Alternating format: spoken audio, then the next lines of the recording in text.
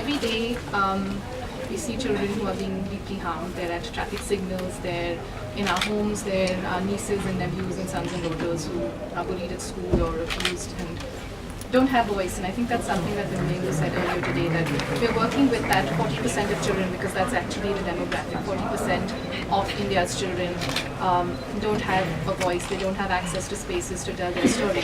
And the idea behind ACT Now was to say, how can we as people every day in our everyday lives stand up for a child and protect a child? And the rationale for ACT Now was to say that child protection is everybody's business. It's not just the work of experts, it's not the work of government. You and I as citizens have that right, have that access. And it's really tapping into that sense of helplessness that you'd see otherwise and turn away because you'd say, I don't know what to do, I'm feeling overwhelmed, who do I go to? The police will turn me away, they'll accuse me of something else, I don't want to engage with this.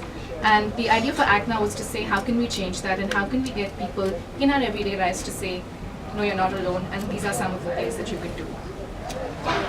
So ACT Now really was to the first thing that we did was to create a movement to make child protections everybody's business. And we developed 4 videos around 4 key child protection issues around child marriage, child sexual abuse, trafficking, and child labor. And the idea was to say that again, when a child comes into your home or there's a lady working in your home, do you know if a child's going to school or is she also coming along with you to work? Can we pay attention to the small things in our lives to say that, okay, I know what to do now if I see a child who's being harmed. How can I respond? And the videos that we created were really to reach out to that audience to say, here are some of the things you can do. Visit our website, there's simple things in terms of reporting, in terms of reaching out that you and I can do. And in terms of reach and how it talks to social media, we then shared these videos on YouTube and tied up with NDTV to actually share them online and on their show as well. Because we believe really that every child has a right to be safe every day. And as part of the campaign, we invited everyday people to send in their stories to us of how they're keeping children safe. So we heard from mothers who were dropping their child off at school and saw a child on the street at a traffic light and showed up, stopped, went to a police station, spent the day there, cancelled her day, spent the day there, and ensured that that child was safe. We got stories from 18-year-old boys who are now going and volunteering in child institutions in Mumbai. So we're just hearing from a range of voices of how people are participating in child protection.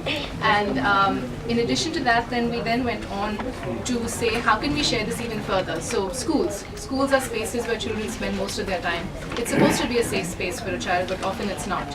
So the idea also was then to say, how can we reach out to schools to say, here are some of the things you can do. And as part of that, we organized a roundtable for safe schools in Mumbai, again reaching out to a variety of stakeholders to say how we can keep children safe.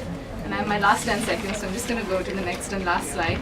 And through these different events, we've done some public events, we've used social media, we've reached out to different stakeholders and shared these videos, shared this message with 1 million people.